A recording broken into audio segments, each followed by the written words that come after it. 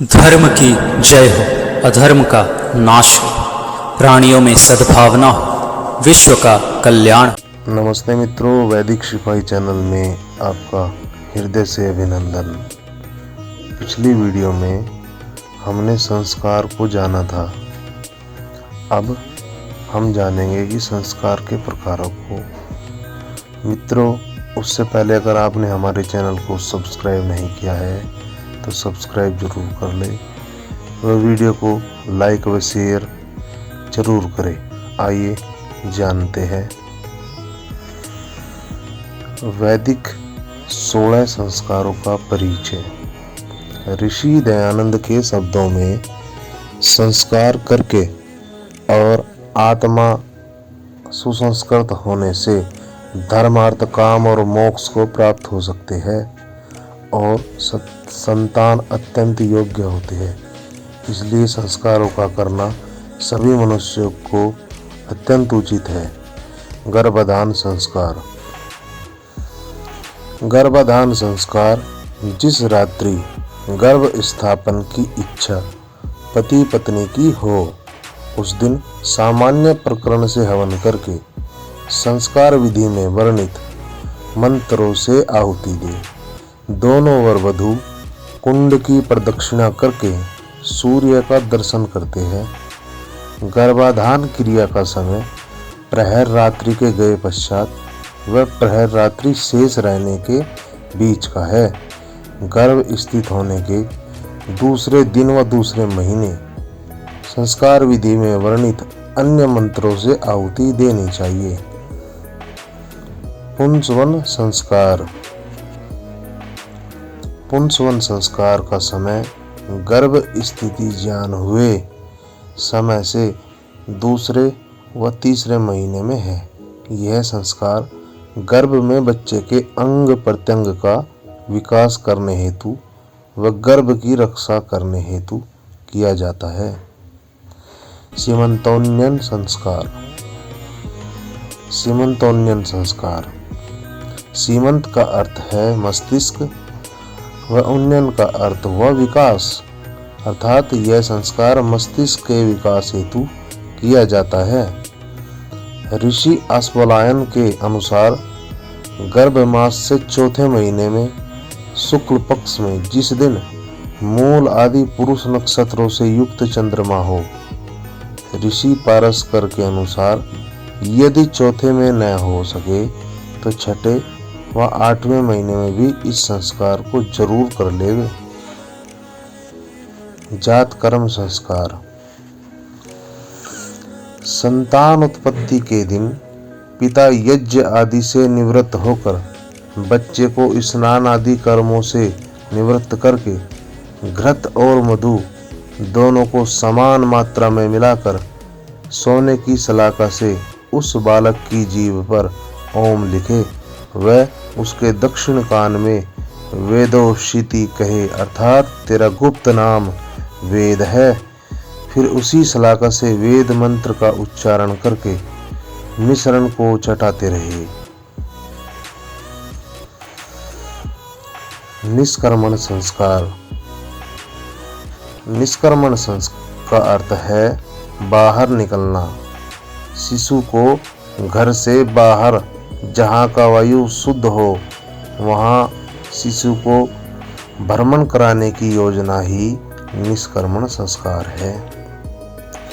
इसका उपयुक्त समय संतान के जन्म के पश्चात तीसरे शुक्ल पक्ष की तृतीया अथवा चौथे महीने में जिस तिथि में संतान का जन्म हुआ हो उस तिथि में करना चाहिए। नामकरण संस्कार। जिस दिन जन्म हो उस दिन से लेकर 10 दिन छोड़ 11वें व 101वें अथवा दूसरे वर्ष के आरंभ में जिस दिन जन्म हुआ हो अग्निहोत्र करके संतान का नाम रखना चाहिए। अन्नप्राशन संस्कार। जीवन में पहले बालक को अन्न खिलाना इस संस्कार का उद्देश्य होता है।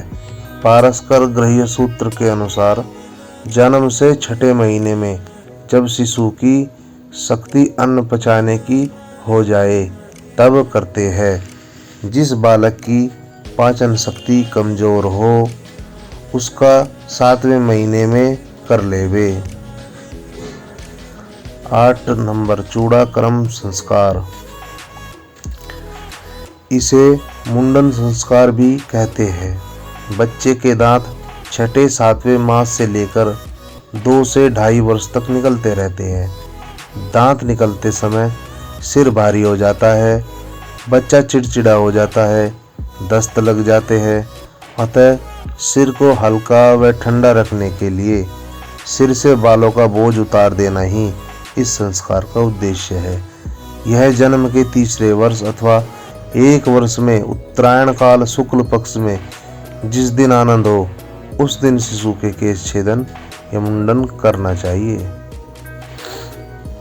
कर्णवेधन संस्कार, कर्णवेद संस्कार कानों को बींधना अथवा छेदन ही कर्णवेद संस्कार है। इस संस्कार के 2 उद्देश्य है। प्रथम, बालक की रक्षा व द्वितीय कर्णों में आभूषण डाल देना। आजकल तो यह संस्कार कोई भी कर देता है, परंतु ऋषियों के अनुसार यह कार्य वैद्य का होता है, क्योंकि यह संस्कार बालक को हार्निया, आंत्र वृद्धि जैसे रोगों से बचाता है। वैद्य बालक के कान को खींचकर देखता है कि जहाँ पर सूर्य की किरणें पड़े वहीं कर्ण छेदन करता है। अतः यह संस्कार वैदिक चिकित्सक अथवा गुरुकुल के आचार्य से ही कराए तो उत्तम है। उपनयन संस्कार, इस संस्कार में यज्ञोपवीत जनेऊ धारण कराया जाता है। धारण कराने से तात्पर्य ये होता है कि बालक अब पढ़ने के योग्य हो गया है। उसे आचार्य के पास विद्याध्ययन के लिए व्रत के सूत्र में बंधना है। यज्ञोपवीत में 3 धागे अथवा सूत्र होते हैं जो 3 ऋणों के सूचक होते हैं: ऋषि ऋण, पितृऋण, देव ऋण। यह संस्कार 12 वर्ष की आयु में कर लेवे। वेद आरंभ संस्कार, बालक के गायत्री से लेकर सांगोपांग चारों वेदों का अध्ययन करने के लिए गुरुकुल में जाकर नियम को धारण करने को कहते हैं। इसका समय उपनयन संस्कार के दिन से लेकर 1 वर्ष के भीतर किसी भी अनुकूल दिन करना चाहिए। समावर्तन संस्कार, समावर्तन संस्कार, समावर्तन का शाब्दिक अर्थ है वापस लौटना। अर्थात जब ब्रह्मचारी गुरुकुल से शिक्षा पूर्ण करके घर लौटता है उसे समावर्तन संस्कार कहते हैं। आचार्य अग्निहोत्र करके ब्रह्मचारी को उपदेश करते हैं वे समाज में जाकर परोपकार का कार्य करे, सर्व समाज को अपनी तरह श्रेष्ठ बनाने का कार्य करे। वेद की आज्ञा कर्णवंतो विश्वार्यम अपग्रंथो रावणा का पालन सदैव करे। विवाह संस्कार, विवाह संस्कार, विवाह 2 आत्माओं का पवित्र बंधन है। 2 व्यक्ति अपने अलग अलग अस्तित्वों को समाप्त कर नए अस्तित्व का निर्माण करते हैं। दोनों की अपूर्णताएं इस संस्कार से पूर्ण हो जाती है। महर्षि दयानंद सरस्वती के अनुसार गृहस्थ से बढ़कर कोई आश्रम नहीं। इसका समय पुरुष का न्यूनतम 25वें वर्ष में और कन्या का न्यूनतम 16वें वर्ष में विवाह का कनिष्ठ समय कहलाता है। 30वें वर्ष से लेकर 38वें वर्ष तक में पुरुष का और 17 वर्ष से लेकर 19 वर्ष में स्त्री का विवाह मध्यम समय कहलाता है। 40 वर्ष से लेकर 48 पुरुष का, 20 वर्ष से लेकर 24 वर्ष तक स्त्री के विवाह का उत्तम समय कहा जाता है। वानप्रस्थ संस्कार। वानप्रस्थ संस्कार यह संस्कार मनुष्य के लिए एक कर्तव्य है।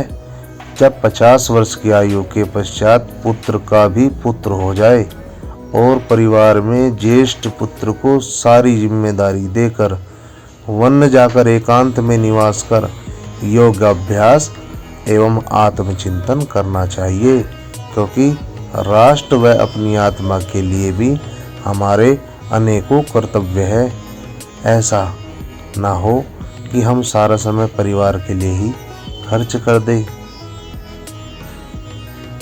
संन्यास संस्कार